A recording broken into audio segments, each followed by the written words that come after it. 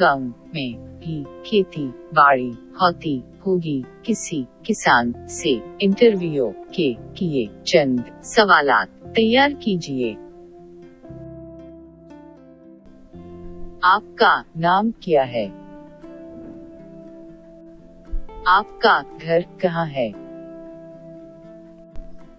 आप कब से खेती बाड़ी करते हैं? आपके खेत में क्या क्या है? आपको कौन मदद करता है? किसान का काम आपको कैसा लगता है?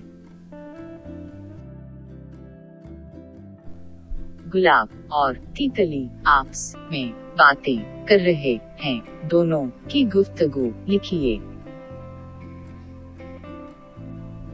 तितली आदाब गुलाब जान। गुलाब आदाब तितली। तितली आप कैसे हैं? आप तो बहुत खूबसूरत है।